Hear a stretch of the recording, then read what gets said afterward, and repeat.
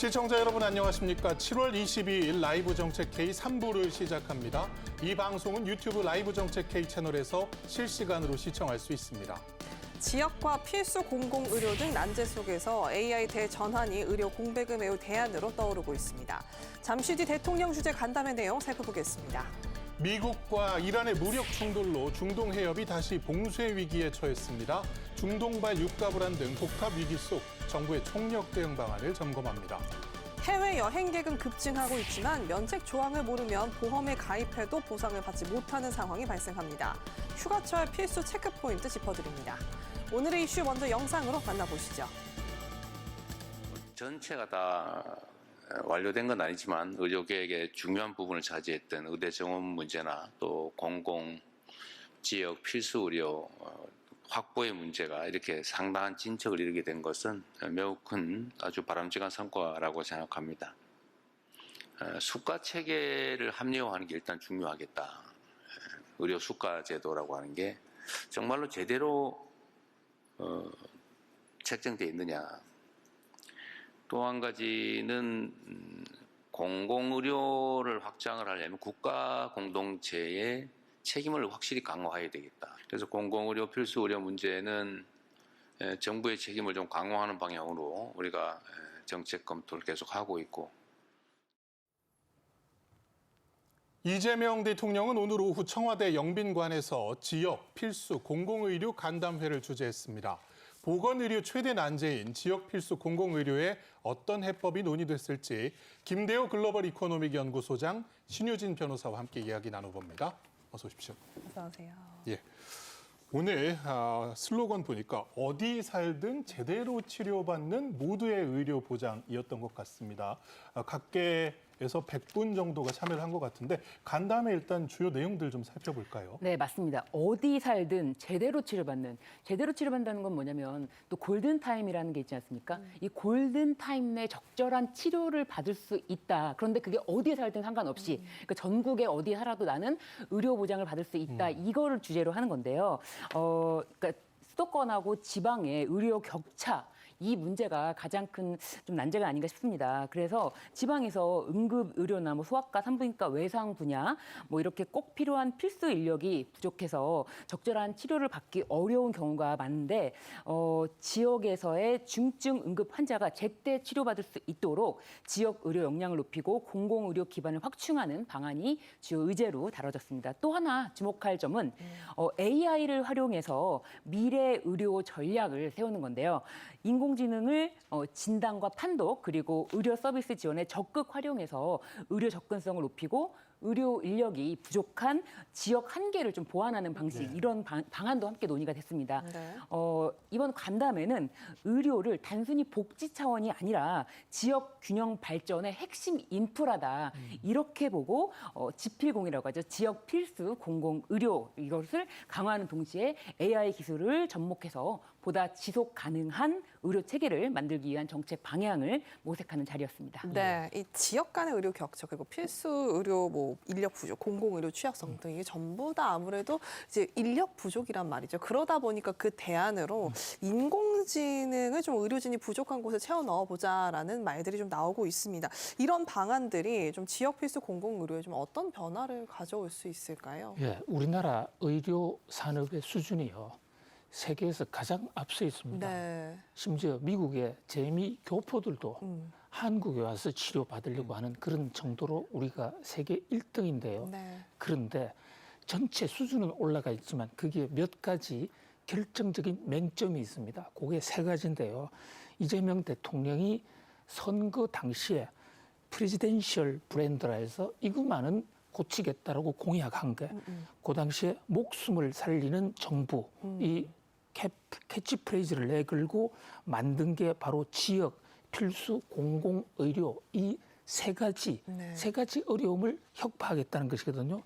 자, 한마디로 우리나라는 첫 번째 지역이 도시와 지방 간의 차이가 크다. 그다음에 필수도 문제입니다. 서울 내에서도요. 필수 분야의 의사가 없어요. 그게 4대 종목이 응급 담당 의사, 모자 관련, 그러니까 산부인과 관련, 소아과, 외상 담당하는 좀 돈 잘 되는 피부과라든지 이런 쪽에 몰려 있지 않습니까? 그다음에 세 번째가 공공의료가 왜 문제가 되냐면 우리나라 민간 의료는 수준이 굉장히 높은데 네. 그래서 우리나라 전체 의료가 잘 되지만 지역, 필수, 공공 세 가지 맹점이 있다. 이것을 재임 중에 반드시 혁파하겠다. 이제 이런 취지로 오늘 회의가 열렸고 그중에 네. 지금 말씀하신 대로 인공지능까지 네. 도입이 되게 됐습니다. 이게 여러 가지로 윤리적, 도덕적으로 쟁점은 있지만 이 약한 지역 필수 공공의료 쪽을 인공지능으로라도 일단 좀 커버를 하자. 네. 그래서 인공지능을 통해서 인공지능이 사람을 대신 치료한다는 건 아니고요. 네. 인공지능을 통해서 판독을 도와준다든지 또는 진료를 보조한다든지 행정 질서를 한다 이런데 이게 되면 의사가 부족한 지역에서는 상당한 그 레벨업을 시킬 수 있는 어떤 혁신적인 게 아닌가. 그런데 여기는 과학기술정통부, 컴퓨터를 담당하는 부서도 필요하고 보건복지부도 필요하고 돈을 대는 기획재정부도 필요하기 때문에 직접 대통령이 그 세 부처 장관을 다 모아서 그래서 신신당부하는 목숨을 살리는 정부의 의료 정책을 속도를 내는 그런 모습을 보였다 할 수 있겠습니다. 네. 예. 그 지난 5월에 청주의 한 산모가 조산 기운이 있어서 이제 응급뿐만 아니라 상급병원을 찾다가 결국은 못 찾고 태아가 안타깝게 사망하는 사고가 있었습니다. 뭐 이런 사례들 없애겠다고 이제 오늘 회의 열린 셈인데, 그러니까 5급 3특, 그러니까 지역 균형 발전과도 연결해서 의료 분야도 좀 지역을 중심으로 발전을 시켜 나가겠다는 전략들이 좀 발표가 됐다고요. 네, 맞습니다. 지역 내에서 이 필수 진료를 받을 수 있는 그 체계를 만들겠다라는 것을 전략으로 세웠는데 첫 번째는 지역 완결적 의료 공급 체계를 구축하겠다 이렇게 밝혔습니다. 그러니까 이제 5급 3특 권역에 있는 국립대학병원을 수도권 빅5 병원 수준으로 육성을 하고 예. 그리고 지역에서도 중증 질환까지 치료할 수 있는 역량을 좀 갖추겠다 이런 내용입니다. 전국을 그래서 대진료권 중진료권, 소진료권 이렇게 체계화합니다. 그리고 두 번째는 필수 의료에 대한 국가 책임을 강화하겠다는 내용인데요. 이 중증 응급의료센터를 확대해야 되고 그리고 또 응급 환자 이송 체계를 좀 고도화하는 한편 뭐 닥터 헬기 등 뭐 헬기 이송도 강화할 방침입니다. 그리고 산모 등록제를 도입하고 야간과 휴일에도 소아 진료가 가능한 달빛 어린이 병원도 확대할 계획입니다. 아울러 이제 공공의료의 컨트롤 타워 역할을 하는 국립중앙의료원을 최상위 상급 종합병원 수준으로 이제 육성하고 그리고 순환 당직대라든지 뭐 시간제 근무 이런 규제가 있어요. 그래서 의료 현장의 근무 여건이 좀 원활하지가 못했는데 이런 규제도 개선을 해서 의료 현장의 그 인력 근무 여건을 좀 개선할 예정입니다. 그리고 이제 장기적으로는 계약형 지역 필수 의사제를 확대하고 또 지역 의사제 그리고 지역 의사제를 뭐 지역에서 인재를 육성하고 양성해서 최종적으로는 지역에 정착할 수 있도록 기반을 마련하겠다는 구상입니다. 예. 네. 이 정부는 앞으로 이 간담회를 통해 보건의료 정책에 적극 수용하겠다고 밝혔는데요. 이런 실질적인 대책들이 현장에 잘 안착해서 어디서나 안심하고 치료받는 환경이 될 수 있게 기대해 보겠습니다. 자, 본격적인 오늘의 주제 주목 2장면으로 먼저 만나보시죠.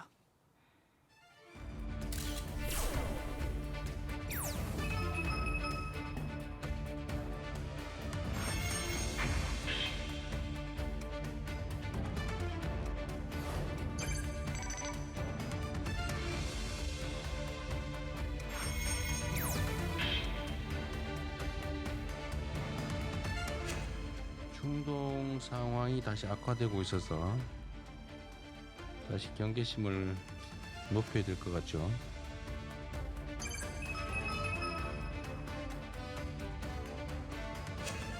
매점 매석이 지금 국내 경제에 미치는 영향이 너무 크기 때문에 앞으로는 매점 매석에 대해서는 좀 더 엄중 대응을 해야 되고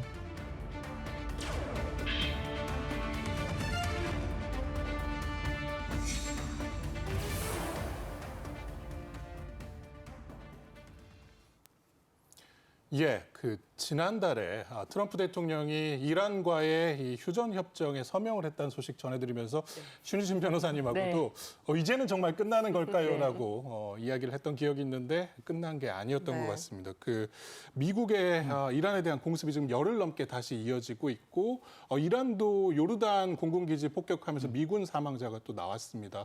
자칫 미 이란 간의 전면전까지 되는 거 아니냐 이런 우려도 나오고 있는데 좀 어떻게 보십니까? 네, 지금 이란 사태가 점점 더 악화가 되고 있는데요. 지난번 5월달, 6월달 1010만고 그때 MOU까지는 이제 체결을 했는데 MOU 체제가 사실상 다 무너졌습니다. 이번에 무너지게 된 결정적인 계기는 이 후티 반군에 관련된 그 공항을 사우디와 미국이 먼저 폭격하면서 터졌는데요. 결국 이스라엘과의 문제가 이제는 사우디까지 해서 확전이 돼버렸습니다. 후티까지 나섬으로써 전쟁은 훨씬 더 복잡해졌다. 지금 석유 가격이 지금 들썩들썩하고 있는데 그동안에 2월 27일 날 전쟁한 이후에 그나마 석유 가격을 방어할 수 있었던 것은 미국이 비축유를 정말 있는 것 다 풀었습니다. 그런데 지금 그게 거의 바닥이거든요. 이 상태에서 전쟁이 계속된다면 국제 유가는 초기보다도 훨씬 더 높아질 수가 있다. 그래서 우리는 최악의 상황을 대비한 플랜 B, 플랜 C를 세워야 된다. 전쟁이 곧 끝날 것 같은 그런 낙관적, 그건 우리 희망이지만은 그러나 전쟁이 끝나지 않고 심지어는 전면전까지 갈 수 있다. 특히 지금 곡괭이산 얘기가 나오고 있습니다. 요게 핵시설이 있는. 그렇습니다. 곡괭이산이라고 이 이란의 지금 핵시설 중에서도 우라늄 농축한 거 숨겨놓은 지역으로 지목되는데 방금 트럼프 대통령이 곡괭이산을 폭격하겠다. 곡괭이산 폭격하면 정말로 벌집을 건드리게 됩니다.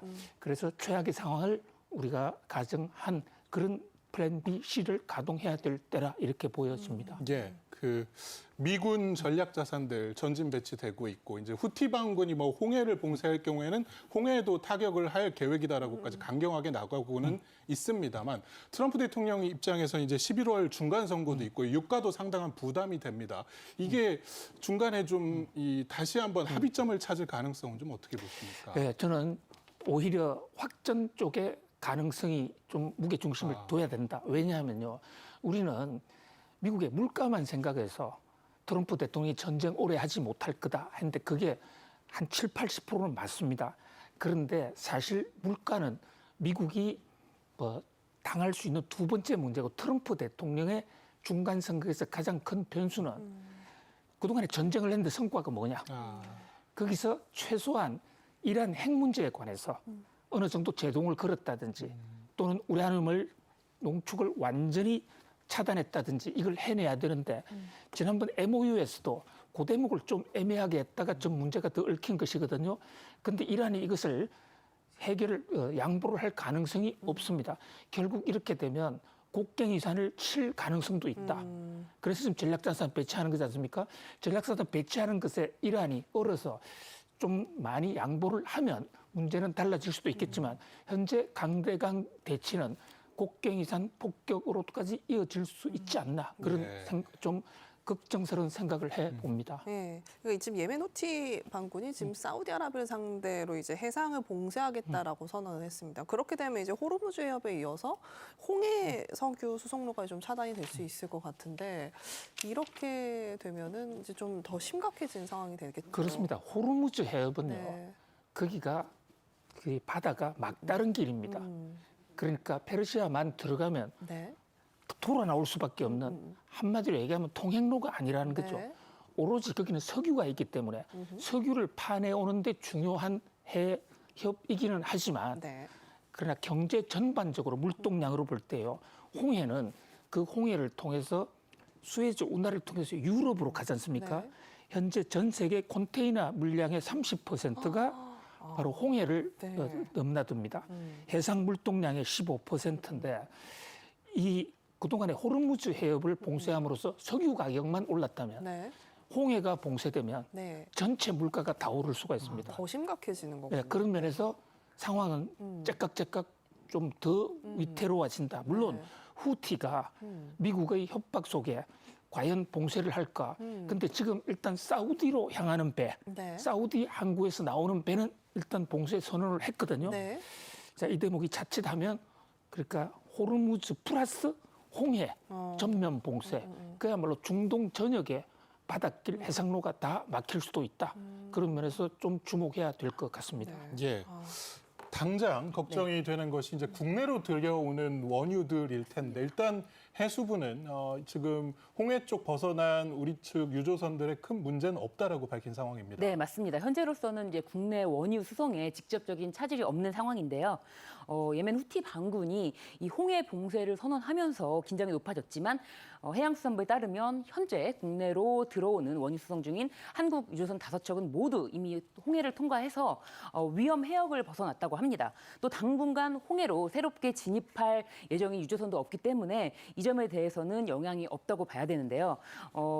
다만 이번 사태를 이렇게 단기적인 상황으로만 볼 수는 없습니다. 이 홍해는 유럽과 아시아를 연결하는 세계적인 해상 물류의 핵심인 항로인 만큼 만약 봉쇄가 장기화되거나 군사적 긴장이 더 고조된다면 상황은 좀 달라질 수가 있습니다. 현재 이제 사우디아라비아는 호르무즈 해협 불안에 대해서 송유관을 홍해와 맞닿은 얀보항으로 좀 원유를 보내고 수출하고 있는데 만약에 후티가 홍해 남단에 있는 바브엘 만데부 해협까지 봉쇄할 경우에는 이 우회 수출로마저 차질을 좀 빚을 가능성이 있기 때문인데요. 이 경우에는 선박들이 이제 아프리카 희망봉을 우회하는 장거리 항로를 이용해야 될 수도 있게 됩니다. 그러면 아무래도 이제 비용이 증가하고 그리고 또 뭐 해상 운임, 뭐 국제 유가 상승으로 이어질 수 있기 때문에 이게 장기적으로 본다면은 굉장히 걱정되는 부분이 있는 건 맞습니다. 현재는 직접적인 영향이 없지만 장기적으로는 좀 걱정해야 될 부분이 있기 때문에 정부가 에너지 수급하고 물류비 그리고 국내 물가 관리까지도 좀 책임져야 될 부분이 아닌가 싶습니다. 네. 예.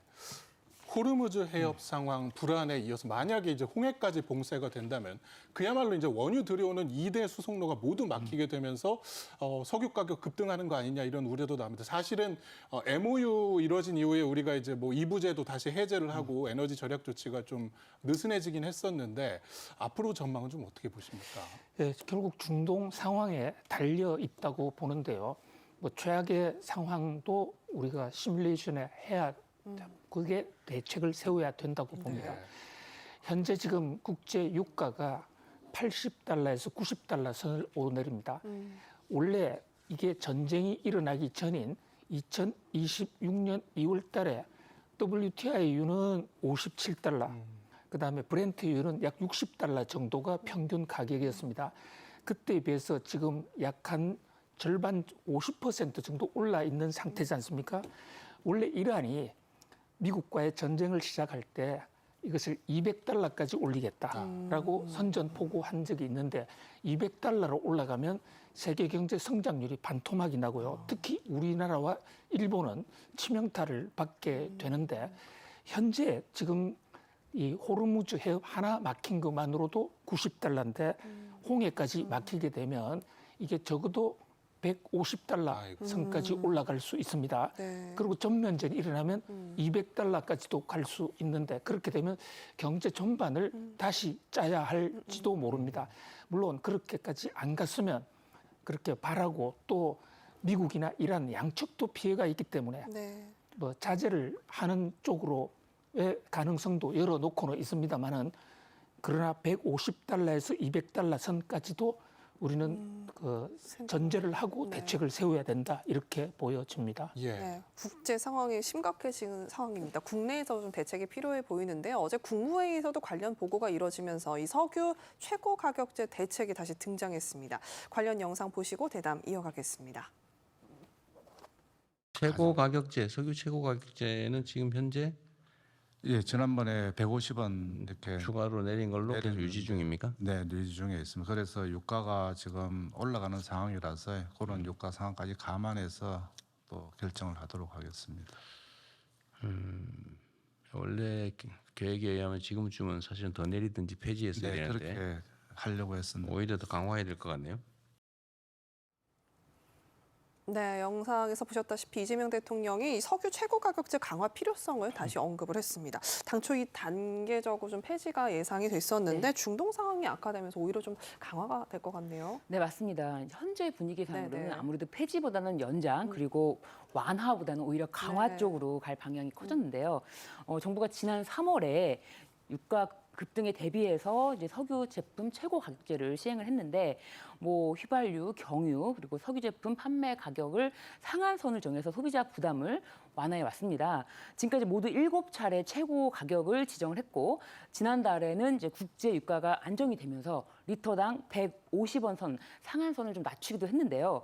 원래 계획대로라면은 미국과 이제 이란이 긴장이 좀 완화가 되면서 국제 유가도 하락세를 보이고 있었기 때문에 최고 가격제를 좀 단계적으로 인하하거나 아니면은 폐지할 것이라는 전망이 좀 나왔습니다.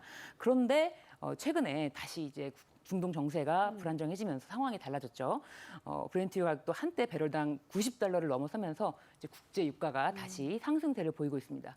이에 대해서 이제 대통령께서 아까 말씀하신 것처럼 중동 상황 다시 악화됐기 때문에 이거 경계심을 높여야 한다. 원래 이 시점에는 최고 가격제를 좀 내리거나 폐지하려고 했는데 뭐 강화해야 되는 거 아니냐 이제 이렇게 말을 했고 또 구인철 부총리도 뭐 유가 상황 감안해서 결정을 하겠다라고까지 했습니다.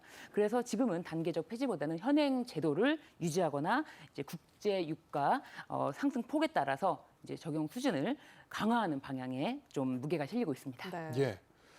그런가 하면 매점 매석에 대한 단속을 강화해야 한다는 당부도 이어졌습니다. 함께 보시죠. 유가가 올라간다든지 상황이 또 나빠지면 매점 매석이 다시 또 기승을 부릴 가능성이 있는데 어쨌든 현행 법률상으로도 매점 매석 대상 물품은 전부 몰수 대상이라는 거죠. 매점 매석 대상 물건은 전부 몰수 대상이라고 하니까 이번에 저기 공정거래위든 어디서 매점 매석 단속을 다시 또 경계심을 가지고 하실 때 그 초기에 그 매점 매석 대상 물품은 아예 압수 몰수를 좀 강화하면 좋겠어요. 예, 그 어려운 시기에 물가 급등 요인이 될 수 있는 매점 매석 행위, 그러니까 물가 안정법 등을 동원을 해서 좀 선제적으로 몰수 압수 가능하도록 하겠다 이런 소리로 들립니다. 네, 맞습니다. 이 물가 안정법에 따르면은 이 매점 매석 행위가 최대 3년 이하의 징역 또는 뭐 1억 원 이하의 벌금형에 치여질 수 있도록 규정이 되어 있고 위반 행위에 사용된 물품은 몰수하도록 규정이 되어 있습니다. 그렇기 때문에 현실에서는 이게 유죄가 확정되기 전까지는 이 물품이 처분되거나 유통되는 경우가 많아서 실제 몰수로 이어지는 사례가 좀 적었습니다. 이런 점까지 지적을 하면서 매점 매석 물품 자체가 몰수 대상인데 이거에 대해서 처음부터 압수를 하면 되지 않느냐. 그 지점이 좀 법적으로 살펴보면은 불법 유통되는 물건이 이게 불법 유통이기 때문에 이거를 수사기관에서 압수를 할 수가 있습니다. 최종적으로 재판에서 유죄가 판결 확정되면은 그때 몰수를 하면 되는데 지금까지는 재판이 다 끝날 때까지 아무런 압수를 하지 않았기 때문에 그대로 유통이 되면서 사실 실효적이지 못했던 거죠. 그래서 이번에 이렇게 선제적으로 압수를 확실하게 해라라는 것은 아무래도 이제 공정위에서 이런 매점 매석 단속 그리고 이제 수사기관에서 이런 공정위에서의 그 자료를 바탕으로 해서 바로 압수할 수 있도록 이렇게 하는 것이고 이 과정에서 아무래도 이게 억울한 압수였다라는 것이 밝혀지면은 또 이에 대해서는 또 보상 체계도 확실하게 해라 이런 것까지 주문을 했기 때문에 이런 것까지 법 제도가 더 필요하다면 보완이 필요하다면 현행 제도도 있지만 보완이 필요하다면은 법도 개선을 해라라고까지 주문을 했습니다. 네. 그래서 결국 물가 안정을 위해서라면은 이 신속한 대응이 필요하고 일을 하려면은 강력한 의지로 이걸 반드시 막아내겠다 이런 거를 보여줘야지 법대로 하겠습니다라고 해서는 안 된다. 그래서 신속하고 강력하게 대처할 것을 지시했습니다. 네. 예. 호르무즈와 홍해의 동시 봉쇄, 이제 물가 자극 우려까지 이제 중동발 리스크가 점점 고조되는 상황인데요. 이런 상황에서 좀 소장님께서 보셨을 때 이번 중동 사태에 대응해서 우리 경제가 조금 주력해야 할 과제가 있다면 어떤 게 좀 있을까요? 네, 2월 27일 날 시작된 이란 전쟁 지금 한 4달 정도 넘어가는데 그동안에는 우리 국민들이나 우리 정부가 아주 효과적으로 대응을 해서 우리가 호르무즈 의존도가 가장 높은 나라지만 우리 성장률이라든지 물가 오히려 미국보다도 더 안정적인 관리를 해왔다 이렇게 네. 볼 수가 있습니다. 그런데 이제 문제는 만약에 여기서 또 한 번 더 긴장이 길어지면 전 세계 각국의 비축유가 바닥이 난 상황이기 때문에 여기서는 1차 때보다도 오히려 더 비상한 과거로 어떤 경제 시뮬레이션을 다시 해야 될 것으로 보여지는데요. 특히 가장 중요한 것은 홍해나 호르무즈가 막혔다든지 혹시 거기서 전면전 양상이 있어서 원유 수송이 안 되는 상황에 대처한 대체 원유의 확보. 현재 우리 지금 비축유는 뭐 어느 나라보다도 우리의 경제 규모로 봐서는 비교적 여유 있는 편이거든요.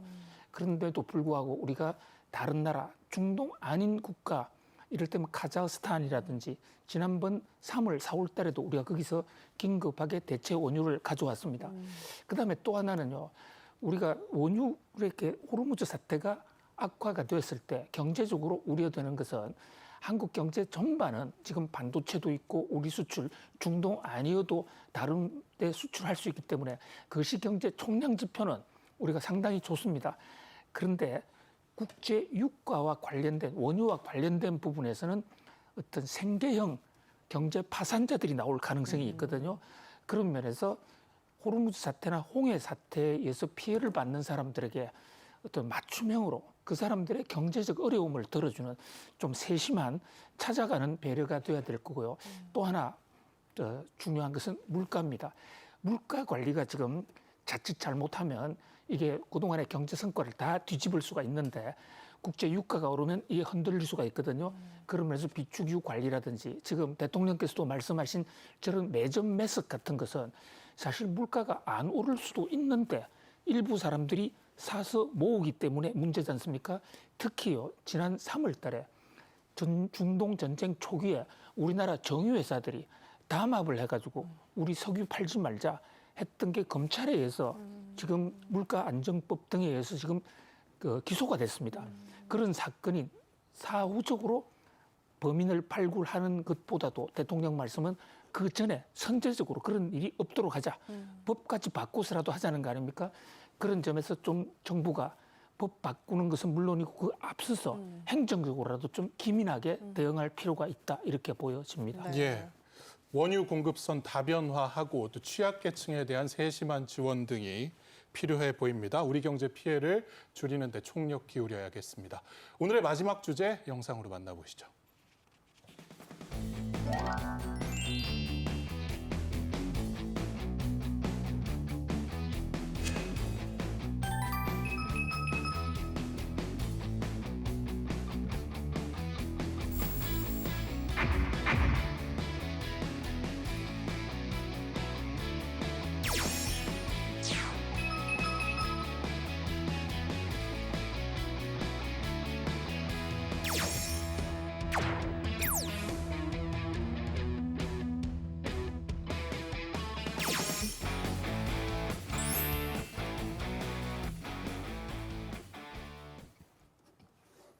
예, 7말 8초 본격적인 휴가철이 다가오고 있습니다.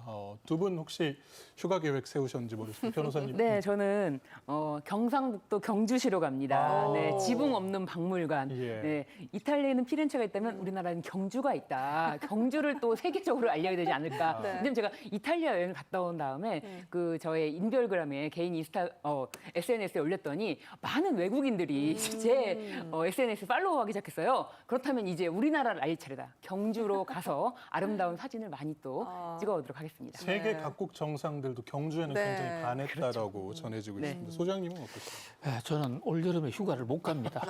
할 일도 많고요. 예. 특히 유튜브 방송을 새로 시작했는데 아. 우리 구독자님들하고 약속을 했습니다. 절대 가지 않기로. 네. 오.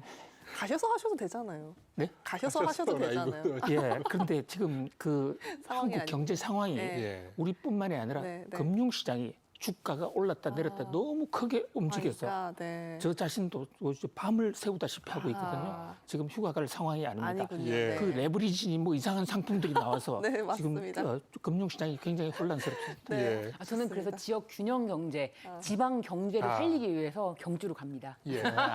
자, 이렇게 그 변호사님처럼 우리 지방을 찾으시는 네, 분들도 네. 많은 반면에 네. 최근에는 이제 해외여행 가시는 분들이 굉장히 많은데 이 여행자 보험, 그러니까 가입하시는 분들이 늘어나고 있다고요.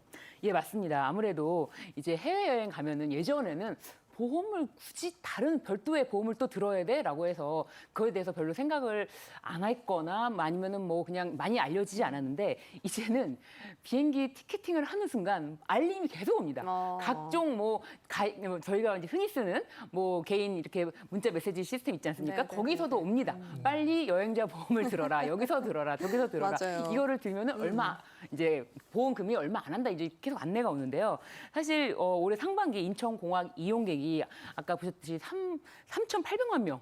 꽤 많죠. 이게 이제 지난해 같은 기간보다 200만 명이 좀 증가했고 여행자 보험 건수도 지난해보다 훨씬 증가한 거로 보여지는데 이게 아무래도 아니 해외여행 왜 이렇게 많이 가나 해외여행 유가도 많이 올랐다고 하는데 어떻게 이렇게 많이 가지 하는 게 예약 시점과 실제 출국 시점이 좀 다르기 다르죠. 때문에 이게 상반기 해외 여행객들은 상당수 뭐 유류 할증료가 올라가기 전에 미리 다 티켓팅을 해놓은 상태이기 때문에 여행자가 아직도 많은 수준을 유지되는 거고요. 그리고 이제 또 한 가지가 아니 그렇다면 돈이 그렇게 많이 드나 그렇게 돈을 많이 쓸 수가 있나라고 했는데 사실 여행 목적지도 좀 변화가 있습니다. 그래서 뭐 장거리를 가는 대신에는 좀 이렇게 가까운 데 가는 걸로 이렇게 좀 변화를 주면서 해외 여행자들은 계속 증가하는 추세고 네. 여행자 보험에 대해서는 인식이 아까 말씀드린 것처럼 많이 바뀌었는데 저 같은 경우도 여행자 보험으로 사실 한번 보상을 받은 적이 있어요. 뭐 오. 비행기 지연 출발을 보상으로? 했는데 네. 지연 출발함으로써 더 배가 고프니까 이제 뭐 좀 먹고 좀 쉬고 해야 되니까 그런 비용이 다 실손으로 해서 보상이 되더라고요. 그래서 나도 모르게 비행기가 지연된다니까 내가 들었던 보험 약관을 먼저 보게 되는 평소에 절대 안 읽는데 무슨 일이 생기면 보게 됩니다. 맞아요. 그렇게 되기 때문에 한 번 또 보상을 받은 경험이 있으면은 그치 그거 들어야지라고 하고 이제 그게 생각보다는 큰 비용은 아니거든요. 뭐 기간에 따라 다르지만 뭐 2만 원 이내, 뭐 10,000원 얼마 이내 이렇게 되기 때문에 좀 많이 가입하는 것 같습니다. 네, 이렇게 변호사님처럼 이제 보험을 들어놓고 이제 꼼꼼하게 좀 확인을 하면 보상을 좀 받을 수 있긴 하지만 사실 이제 정작 들어놓고 보험 범위를 좀 제대로 확인하지 않아서 보험금을 타지 못하는 경우도 많다고 해요. 금융감독원 또 주의까지 당부를 했다고 하는데 어떤 그렇습니다. 내용인가요? 지금요, 이 상해나 이런 관련 여행 보험 중에서 네. 보험사 입장에서 수익률이 가장 높은 상품이 바로 여행자 보험입니다. 아, 그래요. 이게 네. 어떻게 보면 호구죠, 호구. 호갱이라는 얘기 있지 않습니까? 네. 왜 그러냐면요. 우리가 여행을 가다 보면 일단 마음이 덜 때 있고 또 비행기 타는 시간이 제한돼 있습니다. 그런데 보험은 약관이 굉장히 촘촘하고 은밀합니다. 네. 평소에 집에서 보험을 들면 이것저것 다 따져보는데 시간 없으니까 가자. 거기다가 여행 가면 왠지 모르는 미지의 세계야. 혹시 사고 날 것 같고 이게 맞아떨어져가지고 보험회사가 돈을 제일 잘 버는 게 여행자 보험인데 거꾸로 얘기하면 호갱이 될 수가 있다고. 보험 그래서 반드시 현장에서 보험 들지 말고 네. 집에서 여행 출발하기 전에 보험의 약관을 찾아보는 게 굉장히 중요하고 네. 특히 여행자 보험은 좋은 보험도 많습니다만은 그럴듯한데 안 되는 보험 커버가 안 되는 게 의외로 많아요. 예를 들면 우리가 수표를 가지고 있다가 잊어먹었다. 분명히 약관에는 돈 안은 해준다 돼 있는데 그런 유가증권 안 해줍니다. 오로지 여행하는데 필요한 거. 예를 들어서 사고가 나도요. 여행하다가 사고 나면 보험이 되는데 네. 여행 가서 스키를 탔어요. 네. 위험한 운동 안 되는 그런 보험들이 많습니다. 그렇기 때문에 꼼꼼히 따져봐야 된다. 그래서 금융감독원에서 권고 어떤 그 경고문까지 나왔다 이렇게 볼 수 있겠습니다. 그렇군요. 예. 약관이 워낙 내용이 많고 또 어렵다 보니까 맞습니다. 꼼꼼히 살펴보기가 어려운 점들이 좀 많은데 네. 그러다 보니까 지레짐작으로 좀 혼동하고 있는 부분들도 많은 것 같습니다. 네. 우리가 좀 이럴 것이다라고 생각하는 것 중에 혹시 잘못된 정보들 좀 짚어주시면요. 일단 그 여행자 보험 중심으로 말씀을 드려보면은 약관 말씀하신 것처럼 약관의 보장 범위가 굉장히 중요한데요. 사실 딱 무슨 일이 닥치기 전에는 그거를 일일이 확인하고 약관을 확인하고 가입하기는 매우 쉽진 네. 않은데요. 그럼에도 불구하고 본인이 중요하게 생각하는 부분이 있다면 그 점은 반드시 확인하고 가입하시는 게 좋고요. 그리고 이 휴대폰 보상 제외 면책이 굉장히 많습니다. 그래서 이제 휴대폰 분실 시 보상 기준 이것도 약간의 기재가 돼 있거든요. 이 부분도 좀 확인하시면 좋겠다. 그리고 또 항공기 지연인 경우에는 뭐 실손형이라든지 아니면 정액형 방식이 있습니다. 그래서 항공기 지연 출발일 경우에 몇 시간부터 보상이 되는지 그래서 뭐 2시간, 뭐 5시간 그리고 실손형 같은 경우에는 내가 쓴 비용 예를 들면 내가 뭔가를 먹어야지만 영수증 처리할 수 있는 비용만 보상이 되는 것이지 그냥 지연됐다. 5시간 지연됐는데 나 네. 그냥 혼자 가만히 앉아 있었다. 이런 보상이 안 돼요. 그렇군요. 정액형 보상인지 실손형인지 이걸 좀 보셔야 됩니다. 뭐라도 먹어야겠네요. 그러니까 일단 먹은 거는 예. 반드시 영수증 처리가 되거든요. 네, 네, 네, 네. 그리고 또 이제 뭐 고위험 아까 말씀하신 것처럼 고위험 활동은 또 면책이 잘 되기 때문에 그 부분도 좀 확인하셔야 되고 아니면 내가 반드시 필요하다 그러면 특약을 좀 넣는 게 중요합니다. 그리고 네. 뭐 증빙 서류 내가 뭐가 필요하지? 특히 제가 경험해본 항공기 지원 같은 경우에는 네, 공항에다가 요청을 합니다. 그러니까 항공사에다 공항이 아니라 항공사에다가 요청할 서류가 있어요. 그것까지 미리 챙기지 않으면 나중에 여행을 다 갔다 와서는 챙기기가 어렵습니다. 그래서 미리미리 내가 챙겨야 될 서류가 뭔지도 좀 챙겨두는 게 중요할 것 같습니다. 네, 아는 만큼 혜택이 됩니다. 가입 전 그리고 여행 출발 전에 꼼꼼하게 약관 한번 더 점검해 보시기 바랍니다. 지금까지 김대호 글로벌 이코노미 연구소장 그리고 신유진 변호사와 함께했습니다. 오늘 말씀 고맙습니다. 감사합니다. 네, 지금부터 세종 뉴스룸 연결해 오늘의 뉴스 소식 알아보도록 하겠습니다.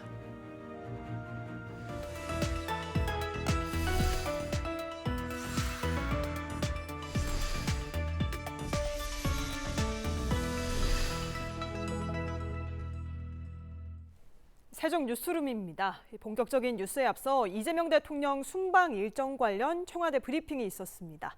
브리핑 내용 확인해 보겠습니다. 네, 안녕하십니까. 미국 샌프란시스코와 남미 3개국 순방 사전 브리핑을 시작하겠습니다. 이재명 대통령은 7월 24일부터 8월 3일까지 미국의 샌프란시스코, 브라질, 칠레, 아르헨티나를 방문하고 독일의 프랑크푸르트를 거쳐서 귀국하십니다. 이 대통령은 7월 24일부터 25일까지 샌프란시스코에서 글로벌 AI 리더 및 실리콘밸리 벤처 투자자들과 만납니다. 이어서 이 대통령은 7월 26일부터 29일까지 룰라 다시우바 브라질 대통령의 초청으로 브라질을 국빈 방문합니다. 다음으로 이 대통령은 7월 29일부터 30일까지 칠레를 공식 방문하여 올해 출범한 칠레 신정부의 호세 안토니오 카스트 대통령과 회담을 갖습니다. 이어서 이 대통령은 7월 30일부터 8월 1일까지는 아르헨티나를 공식 방문하여 하비에르 밀레이 대통령과 정상회담을 합니다. 이번 방문은 22년 만에 이루어지는 우리 정상의 아르헨티나 공식 방문입니다. 양자 방문입니다. 귀국길인 8월 2일에는 독일 프랑크푸르트에서 동포 간담회를 가질 예정입니다.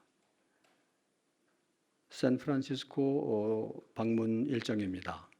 우선 이재명 대통령은 7월 24일 미국 샌프란시스코에서 개최되는 샌프란시스코 AI 서밋 행사에 참석합니다. 지난달 반도체 AI 데이터 센터, 피지컬 AI를 중심으로 하는 3대 메가 프로젝트를 발표한 데 이어서 대한민국의 대도약을 위한 성장 전략을 더욱 가속화하기 위해 AI와 반도체 산업의 중심인 샌프란시스코 실리콘밸리 빅테크 기업들을 상대로 글로벌 협력을 구체화한다는 의미가 있습니다.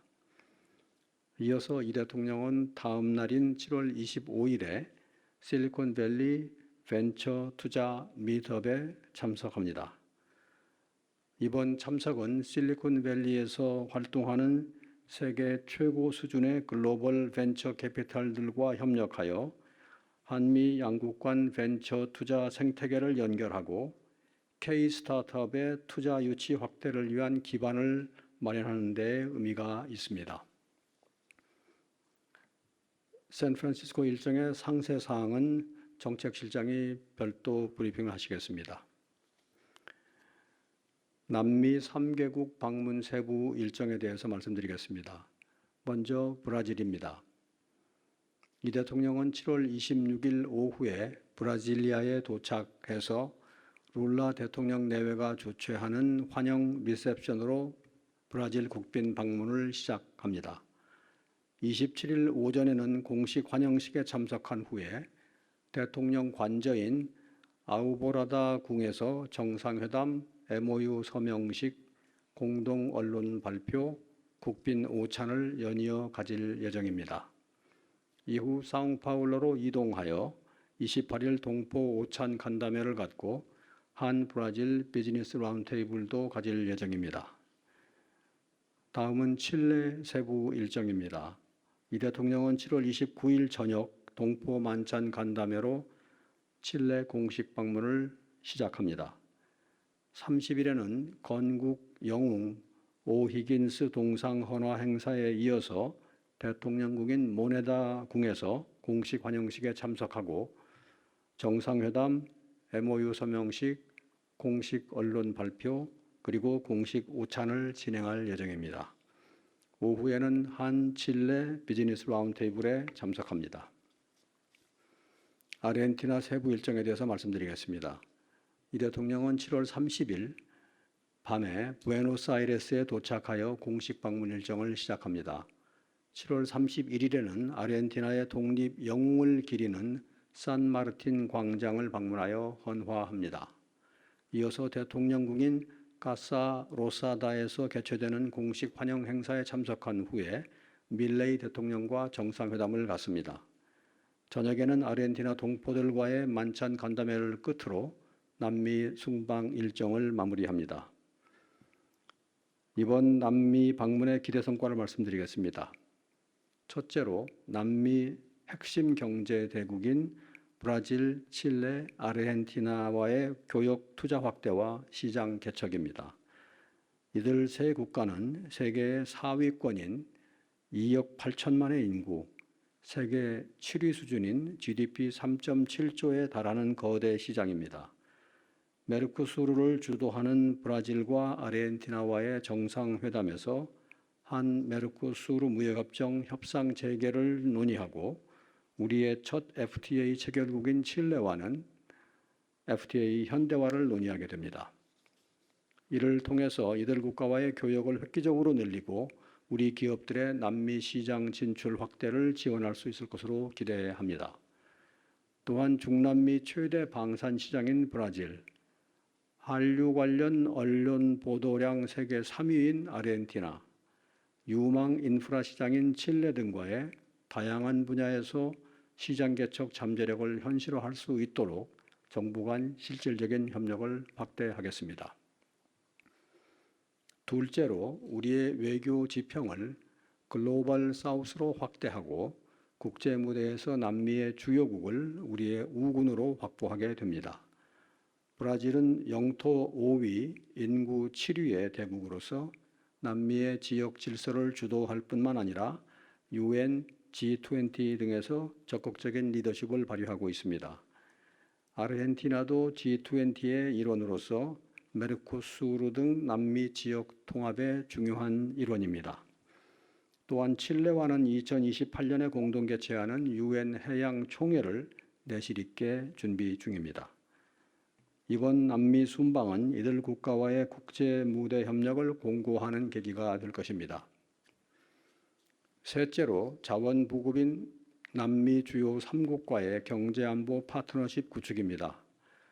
브라질, 칠레, 아르헨티나는 핵심 광물, 에너지, 식량 등 자원이 풍부하고 우리와는 지구 반대편에 위치하고 있기 때문에 기후변화나 지정학적 리스크 분산이 용이한 공급망 협력 대상국입니다. 브라질은 히토류 매장량에 있어서 세계 2위에 있고 커피, 설탕, 닭고기 수출은 세계 1위입니다. 칠레의 구리 리튬 매장량은 세계 1위이고 아르헨티나는 셰일가스 매장량 세계 2위, 대두유 수출은 세계 1위입니다.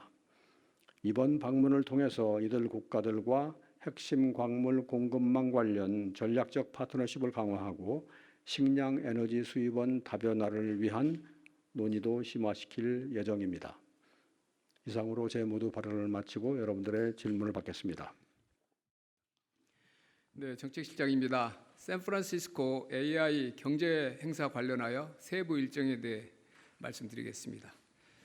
이재명 대통령은 7월 24일 오전 샌프란시스코에 도착하여 글로벌 빅테크 기업 CEO들을 면담할 예정입니다. 다리오 아모데이 엔트로픽 CEO, 샘 엘트만 오픈 AI CEO, 젠슨 황 엔비디아 CEO, 그리고 혹탄 브로드컴 사장 겸 CEO를 순차적으로 만나실 계획입니다. 먼저 엔트로픽과 오픈 AI는 여러분이 잘 아시는 대로 AI 모델인 미토스와 챗GPT 등을 보유한 세계 최고 수준의 AI 기업입니다. 엔비디아는 AI 데이터 센터의 핵심인 GPU를 만들어내는 선두 기업이자 피지컬 AI 분야를 대표하는 기업입니다. 최근에 젠순황 대표가 대한민국을 여러 번 방문했는데 이번에는 샌프란시스코에서 조우합니다.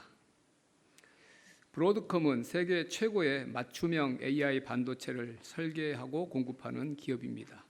그리고 AI 네트워킹 분야에서도 뛰어난 기업입니다. 이 대통령은 국내 기업들과 다양한 협업 중인 글로벌 빅테크 기업 CEO들과의 면담을 통해 대한민국의 전폭적인 AI 투자와 글로벌 협력 의지를 강조하고 글로벌 AI 공급망의 핵심 기업으로부터 투자, 협력 등 실질적인 성과를 이끌어내실 계획입니다. 다음으로 이 대통령은 샌프란시스코 AI 서밋 행사에 참석합니다.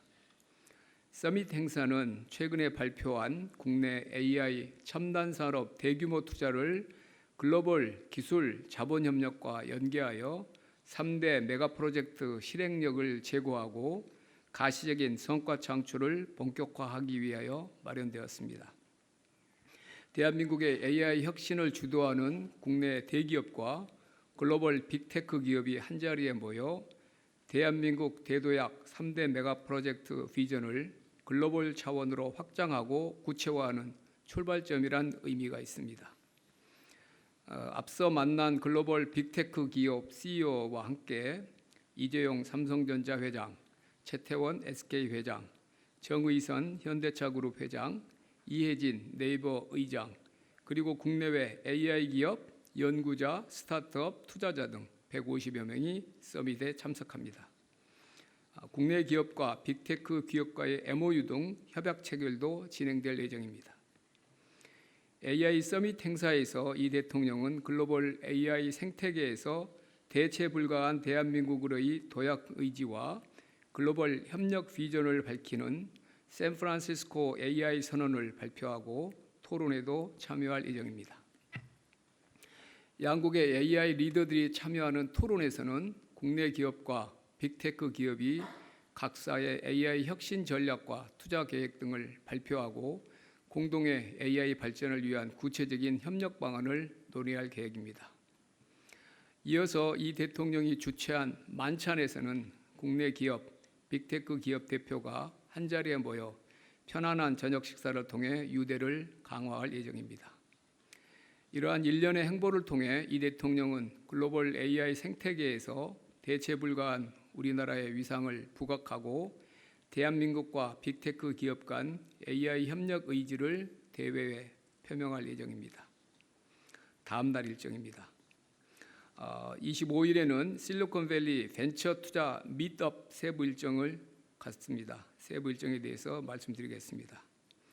7월 25일 오후 샌프란시스코에서 실리콘밸리의 탑 벤처 캐피탈 6개사와 만날 예정이며 앤드레슨 호로이츠, 제너럴 캐털리스트, 세콰이어 캐피탈, 코슬라 벤처스, 라이트스피드 벤처 파트너스, 뉴 엔터프라이즈 어소시에이트 6개 대표들이 함께합니다. 국민연금공단과 탑 벤처 캐피탈 간 MOU 체결에 참석한 이후에 라운드 테이블에서 한미 벤처 생태계 협력을 논의합니다. 실리콘밸리 벤처 투자 미트업의 기대 성과입니다. 전 세계 혁신과 벤처 투자의 중심지인 실리콘밸리는 세계에서 가장 역동적인 창업과 벤처 생태계를 보유한 곳입니다. 이번 국민연금공단과 글로벌 탑 벤처 캐피탈과의 MOU 체결을 통해 한미 혁신 생태계 간 전략적 협업을 위한 장기 파트너십을 구축하여 한미 벤처 생태계의 연결을 한층 강화하겠습니다. 또한 이번 글로벌 탑 벤처 캐피탈과의 만남을 통해 한국 벤처 생태계에 대한 글로벌 투자자의 관심을 제고하고 우리나라 유망 K 스타트업에 대한 해외 투자 유치 기회를 확대하여 글로벌 빅테크 기업으로 성장할 수 있는 기반을 마련할 수 있을 것으로 기대합니다. 감사합니다. 네, 청와대 브리핑 듣고 오셨는데요. 자, 이재명 대통령이 오는 24일부터 미국 샌프란시스코와 남미 3개국 순방 일정에 돌입합니다. 관련해서 청와대 출입기자 연결합니다. 이혜진 기자, 자세한 소식 전해주시죠. 네, 이재명 대통령은 우선 오는 24일부터 25일까지 미국 샌프란시스코를 방문합니다. 이곳에서 글로벌 AI 리더들과 실리콘밸리 벤처 투자자들을 만날 예정인데요. 실리콘밸리 최고 수준의 글로벌 벤처 캐피탈과 협력해 한미 투자 생태계 연결에 나섭니다. 위성락 국가안보실장은 이번 일정에 대해 K 스타트업 투자 유치 확대에 기반을 마련한다는 의미가 있다고 설명했습니다. 지난달 3대 메가 프로젝트 발표에 이어 대한민국 대도약을 위한 성장 전략을 가속화하기 위해서 AI 반도체 산업의 중심 실리콘밸리 빅테크 기업들을 상대로 글로벌 협력을 구체화하는 성과가 있을 걸로 기대됩니다. 예, 이 미국 샌프란시스코 방문 후에는 남미 3개국으로 이동하는데요. 남미 순방의 구체적인 일정도 전해주시죠. 네, 이 대통령은 우선 26일 오후 브라질 수도 브라질리아에 도착하고요. 룰라 대통령 내외 환영 리셉션으로 국빈 방문을 시작합니다. 한브라질 정상회담과 MOU 서명식, 공동 언론 발표에 이어 국빈 오찬이 예정돼 있습니다. 29일부터는 칠레 공식 방문이 시작되는데요. 역시 한칠레 정상회담과 MOU 서명식이 있고 오후에는 한칠레 비즈니스 라운드 테이블이 진행됩니다. 이어 30일 밤 아르헨티나 부에노스아이레스에 도착해 아르헨티나 대통령과 정상회담을 하고 다음 달 2일 독일 프랑크푸르트 동포 간담회로 순방 일정을 마무리합니다. 남미 핵심 경제대국 브라질, 칠레, 아르헨티나 방문을 통해서 교역, 투자 확대와 시장 개척이 기대되고요. 외교 지평을 글로벌 사우스로 확대하는 한편 이들 국가와 핵심 광물 공급망 전략 파트너십도 강화될 걸로 관측됩니다. 지금까지 청와대에서 전해드렸습니다. 미국 행정부가 최근 우리 정부에 호르무즈 해협 내 군함 파견을 요청했다는 보도에 대해 청와대가 사실이 아니라고 밝혔습니다. 청와대는 호르무즈 해협의 통항 자유를 위한 실질적인 기여 방안에 대해 미국 측과 검토하고 있다면서도 이와 관련해 구체적인 특정 자산 파견을 요청받은 바가 없다고 설명했습니다. 다만 군사 안보 사항과 관련된 양국 간 구체적인 소통 내용은 공개하기 어렵다고 덧붙였습니다. 김정관 산업통상부 장관은 쿠팡 이슈로 한미동맹이 흔들릴 것이라고 생각하지 않는다고 밝혔습니다. 김 장관은 대미 투자와 통상 현안 논의를 위해 방미길에 오르며 기자들과 만나 우리 정부의 입장을 충분히 설명하면 미국의 오해가 풀릴 것이라고 말했습니다. 김 장관은 오는 25일까지 미국 워싱턴 DC를 방문해 미 행정부와 의회 주요 인사들을 만나고 한미 조선협력센터 개소식에도 참석합니다. 이재명 대통령이 지역, 필수, 공공의료 관련 의료진과 전문가 등을 청와대로 초청해 간담회를 열었습니다. 이 대통령은 공공, 필수 의료 분야의 정부 책임을 강화하는 방향으로 정책을 검토하고 있다고 밝혔습니다. 최영은 기자입니다. 어디 살든 제대로 치료받는 모두의 의료 보장이란 주제로 청와대에서 열린 의료 간담회. 이재명 대통령이 의료 취약지와 국립대병원 종사 의료진과 응급, 소아 등 필수 분야 의료진 등 100여 명을 초청했습니다. 이 대통령은 이 자리에서 공공의료와 필수 의료 문제는 정부 책임을 강화하는 방향으로 정책을 검토하고 있다고 소개했습니다. 공공의료를 확장을 하려면 국가 공동체의 책임을 확실히 강화해야 되겠다. 이거 개인의 손에 돈을 버는 영역으로 다 남겨두고 거기에 도덕과 공적 책임을 요구하는 것이 과연 유효한가 이런 생각도 하게 됐습니다. 이어 지방 의료 공백은 경제적 측면이 강한 만큼 이 문제도 공적 역할을 강화하는 데서 해결이 가능할 거라고 설명했습니다. 이 대통령은 그러면서 의료 수가가 제대로 책정돼 있는 게 맞냐며 수가 체계 합리화가 필요하다는 점도 지적했습니다. 이 대통령은 또 의료 문제만큼 국민 삶에 영향을 미치는 게 없어 의료 환경 개선이 중요하다며 의료는 국가 균형 발전의 핵심 요소라고 강조했습니다. 교육도 있겠고 문화 부분도 있겠고 여러 가지 있겠지만 결국은 의료 상황이 어떠냐, 내와 내 가족들이 아플 때 또는 필요할 때 충분한 의료 환경이 보장되느냐, 이게 더 중요하다고 해요. 이 대통령은 아울러 의대 정원 문제를 비롯한 의료 개혁이 상당한 진척을 이뤘다며 의료계와 정치권에 고마움을 전했습니다. KTV 최영은입니다. 정부가 사는 곳이 어디든 양질의 치료를 받을 수 있도록 의료 취약지의 공공보건의원을 설립합니다. 이르면 내년부터는 산모 등록제를 도입해 의료 지원과 응급 이송을 강화합니다. 김경호 기자입니다. 사는 곳이 어디든 거주지 인근에서 필요한 의료를 제때 받게 하겠다는 구상인 지역 완결적 의료체계. 정부가 고난도 질환을 담당할 대진료권의 국립대병원과 상급 종합병원을 수도권의 빅5 병원 수준으로 육성합니다. 중진료권에선 지방의료원과 2차 병원이 중등도 환자 진료를 맡습니다. 소진료권의 이른바 동네 의원은 주치의로서 환자의 건강관리와 예방의료에 집중합니다. 특히 의료 공백이 심각한 농어촌 등의 지역에는 공공보건의원을 도입합니다. 정부가 시설을 제공하고 지역의 의료 인력과 계약을 맺는 방식이 유력합니다. 농어촌에 가칭 공공보건의원을 도입하고 도소벽지 주민은 비대면 진료와 약배송으로 필요한 의료를 제때 받을 수 있도록 하겠습니다. 산모와 환자를 위한 의료체계도 강화합니다.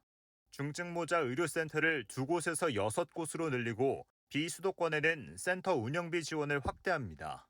이르면 내년부터는 의료 취약지부터 산모 등록제를 도입합니다. 평상시 의료 지원을 제공하고 사전병원 연계를 통해 신속한 응급 이송을 지원합니다. 정부는 국립중앙의료원을 최상위 상급 종합병원으로 육성하는 등 공공병원의 경쟁력도 강화할 계획입니다. KTV 김경호입니다. 우리나라의 국부를 보여주는 국민 순자산이 지난해 말 2경 4,561조 원으로 집계됐습니다. 자산 규모는 늘었지만 증가율은 전년의 절반에도 미치지 못했는데요.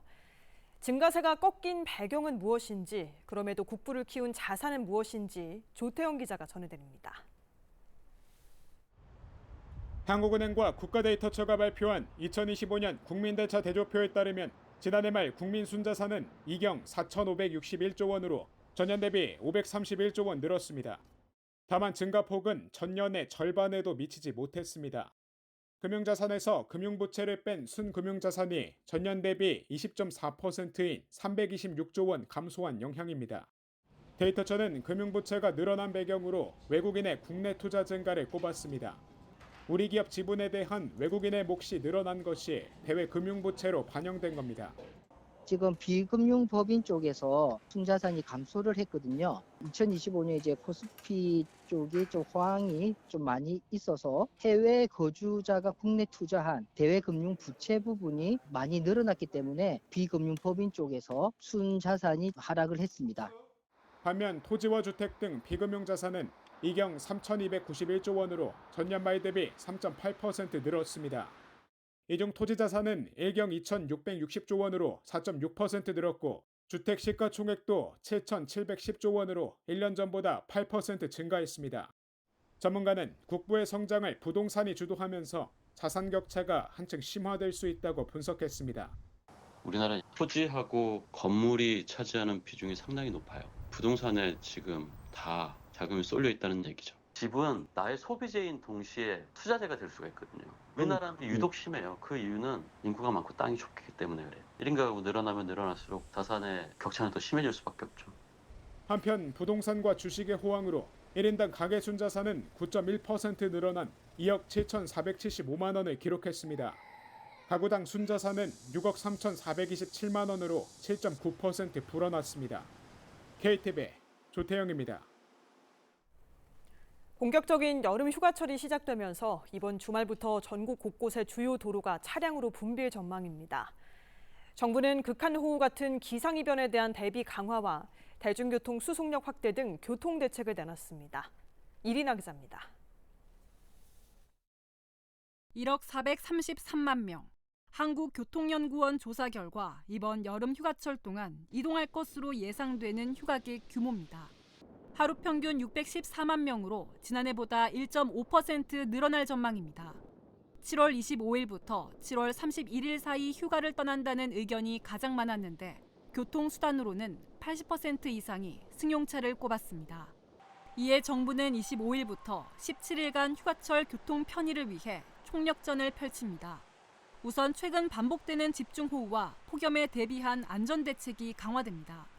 극한 호우가 발생하면 지하차도 진입을 즉시 차단하고 도로 통제 정보와 위험 상황도 실시간으로 알릴 계획입니다. 7월 말부터 본격적인 휴가 기간이 시작되는데요. 집중호우 등 기상이변에 대비하여 지하차도 진입 차단 시설이나 대피 유도 시설을 운영하고 지하차도 통제 정보를 내비게이션으로 안내할 예정입니다. 폭염과 강풍으로 인한 열차 서행과 항공기 우회에 대한 대비도 강화합니다. 휴가철 수송력도 대폭 확대하는데 버스와 철도 운행은 평소보다 11.1%, 좌석 공급은 8.3% 늘립니다. 일반 국도 9개 구간이 새로 개통되고 고속도로 59개 구간에서는 갓길 차로가 임시로 운영됩니다. 또 고속도로와 일반 국도 234개 구간을 교통 혼잡 예상 구간으로 선정해 집중 관리합니다. 해외 여행객이 몰리는 인천공항은 스마트 패스 전용 출국장을 5곳으로 늘리고 제2터미널 셔틀버스도 증편해 공항 혼잡을 줄이기로 했습니다. 국토부는 휴가철 차량 정체가 예상되는 만큼 출발 전 교통정보와 기상 상황을 미리 확인하고 졸음운전을 막기 위해 쉬어가는 운전을 실천해달라고 강조했습니다. KTV 이리나입니다. 올해 상반기 국내 유입을 목적으로 한 마약류가 역대 최대 규모로 적발됐습니다. 항공 여행자를 통한 마약 밀수가 급증한 것으로 나타났습니다. 윤현석 기자의 보도입니다. 평범해 보이는 유아용 침대 프레임을 가르자 합성 마약인 케타민이 쏟아집니다. 매트리스에서는 필로폰 1kg이, 오토바이 소음기 속에서는 케타민 4kg이 발견됩니다. 모두 올해 상반기 인천공항 세관에 적발된 실제 마약 단속 사례입니다. 올해 상반기 마약 적발 건수는 모두 767건입니다. 중량은 1,007kg으로 약 3,358만 명이 동시에 투약할 수 있는 양입니다. 적발 건수는 지난해 같은 기간보다 24% 늘었고 중량은 3배 가까이 늘었습니다. 적발 건수와 중량 모두 역대 최고치 실적에 해당합니다. 밀수 경로별로는 항공여행자 적발이 두드러졌습니다. 항공여행자 적발 건수는 지난해 상반기 285건에서 올해 509건으로 79% 늘었습니다. 같은 기간 중량은 142kg에서 175kg으로 23% 증가했습니다. 여행객의 증가와 함께 특성화물과 국제우편에 대한 세관의 100% 엑스레이 검사 등 강화된 단속을 회피하기 위해 여행자 경로로 마약 밀수가 집중되고 있는 것으로 판단하고 있습니다. 관세청은 하반기부터 여행자 신변과 휴대폰, 위탁 수화물에 대한 검사 체계 구축에 나섭니다. 첨단 검색 장비도 확대 도입하는 등 여행자 경로를 중심으로 마약 감시망을 강화할 계획입니다. KTV 윤현석입니다. 해외 직구 식품에서 마약류 성분이 잇따라 검출됐습니다. 22개 제품에서 11종의 마약류 성분이 확인되면서 정부가 국내 반입을 차단했는데요. 겉보기에는 일반 식품과 구분이 어려운 제품들이 많아 주의가 필요합니다. 보도에 김유리 기자입니다. 해외 온라인몰에서 구입할 수 있는 젤리와 음료 제품입니다. 국내에서 유통되는 식품과 크게 다를 바 없어 보이지만 마약 성분이 포함돼 있습니다. 문제는 검색 몇 번이면 판매 사이트에 쉽게 접속할 수 있다는 겁니다. 최근 대마를 합법화한 국가가 늘면서 해외 직구를 통한 마약류 노출 우려도 커지고 있습니다. 24년 9개 국가에서 26년에는 15개 국가로 늘어났고, 이에 따라 우리 국민은 본인도 모르게 마약의 노출 위험이 있기 때문에 신속히 차단하고자. 식품의약품안전처는 마약류 함유가 의심되는 해외 직구 제품 32개를 검사했다고 밝혔습니다. 그 결과 32개 가운데 22개에서 마약류 성분이 확인됐습니다. 검사 대상의 약 69% 수준입니다. 보시는 것처럼 겉보기에는 평범한 젤리나 음료처럼 보입니다. 그러나 검사 결과 이들 제품에서는 모두 마약류 성분이 검출됐습니다. 검출된 성분은 대마 성분과 미트라지닌 등 11종입니다. 식약처는 관세청에 해당 제품 통관 보류를 요청하고 온라인 판매 사이트 접속 차단 등 국내 반입 차단 조치에 나섰습니다.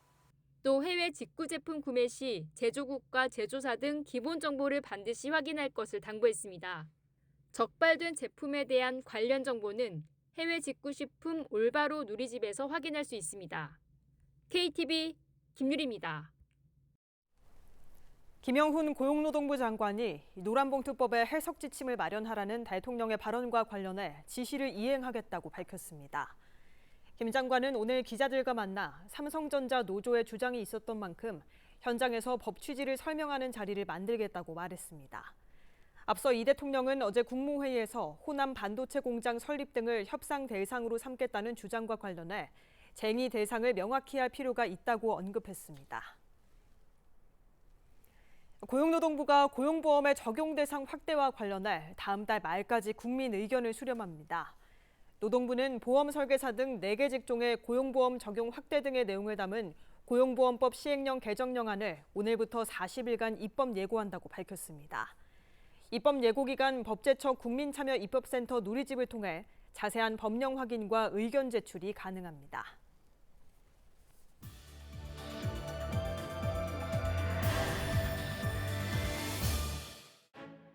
외신에 비친 한국 첫 번째 소식입니다. AFP통신은 이재명 대통령이 지난 21일 국무회의에서 단일 종목 레버리지 상장지수 펀드 ETF와 관련해 금융당국에 대응 조치를 신속하게 마련하라고 지시했다는 소식을 보도했습니다. 이 대통령은 해당 상품이 외환 유출을 줄이는 효과가 있었다는 분석과 주식시장의 불안정을 심화시켰다는 양론이 있다고 지적했는데요. 주식시장 참여자들 입장에서는 이거 정책상의 비효율 또는 문제가 훨씬 더 크다라고 보니까 그 어쨌든 보완책은 신속하게 또 충실하게 만들어야 됩니다. 이와 관련해 정부는 기본 예탁금 요건을 3천만 원으로 높이고 전액 현금으로 납입하도록 하는 등 규제를 강화했으며 금융당국도 상품 도입을 너무 서둘렀다고 밝혔습니다. 이 대통령은 관련 문제를 심각하게 받아들이고 있다며 시장 우려를 해소하기 위한 신속한 보완 조치 마련을 당부했습니다. 다음 소식입니다. 블룸버그 통신은 한국의 7월 1일에서 20일 수출이 AI발 반도체 수요에 힘입어 조업 일수를 감안해 전년 대비 62.9% 증가하며 7월 기준 역대 최대 실적을 기록했다고 전했습니다. 보도에 따르면 반도체 수출은 180.6%, 컴퓨터 주변 기기는 232% 가까이 급증하며 수출 증가를 주도했는데요. 이 밖에 자동차 수출은 감소했지만 대중국, 대미국 수출도 큰 폭으로 증가하며 수출 증가율에 기여했습니다. 블룸버그 통신은 수출 호조가 한국은행의 기준금리 인상 결정을 뒷받침한다며 한은은 앞으로도 긴축 기조를 유지하겠다는 뜻을 전했습니다. 다음 소식입니다. CNN은 2026년 7월 기준 세계 각국의 여권 영향력을 평가하는 헨리 여권지수에서 한국과 일본이 함께 공동 2위를 기록했다는 소식을 전했습니다. CNN은 한국 여권 소지자는 188개국의 무비자 또는 도착비자로 입국할 수 있으며 이는 20년 전보다 73개국 늘어난 수치라고 설명했는데요. 이번 지수에서 1위는 싱가포르가 차지했고 한국과 일본의 뒤를 이어 3위는 스웨덴이 차지했으며 2006년 한때 1위였던 미국은 10위로 하락한 것으로 나타났습니다. 한편 헨리 여권지수 창시자인 크리스티안 H. 켈리는 20년 데이터는 여권 파워가 한 국가의 지정학적 자본을 가장 명확히 보여주는 지표임을 입증한다고 전했습니다. 마지막 소식입니다. 아나돌루 에이전시는 피파 월드컵 기간 한국과 멕시코 팬들이 서로의 대표팀을 응원하면서 태평양을 사이에 둔 두 나라의 뜻밖의 우정이 국제적인 주목을 받았다고 전했습니다. 실제로 멕시코의 월드컵 개최 도시 몬테레이에서 약 38km 떨어진 페스케리아는 현지에서 페스 코레아로 불리며 축구를 넘어선 양국의 유대감을 보여주는 장소로 알려져 있는데요. 이곳에는 대규모 기아 공장을 중심으로 한국 문화와 언어가 뿌리내렸으며 한국 교민이 운영하는 식당과 카페도 멕시코인 단골 손님들을 맞이하고 있습니다. 아나돌루 에이전시는 이번 월드컵에서도 한국 팬들이 한국팀 탈락 후 멕시코를 응원했다며 대회를 마친 이후에도 양국의 독특하고 오랜 우정은 더욱 굳건해지고 있다고 전했습니다. 지금까지 외신에 비친 한국 전해드렸습니다. 네, 본격적인 여름 휴가철이 시작됐습니다. 국토교통부는 7월 25일부터 31일까지 고속도로가 가장 혼잡할 것으로 내다봤는데요. 휴가 계획 있으신 분들은 이동 시간대를 잘 살펴서 출발하시면 좋겠습니다. 예, 특히 이번 휴가는 장마철하고 겹치면서 각종 안전사고 위험이 큽니다. 출발 전에 교통 상황과 기상 정보를 꼭 확인하시고 안전 최우선으로 챙기시기 바랍니다. 오늘 저희가 준비한 소식은 여기까지입니다. 시청해주신 여러분 고맙습니다.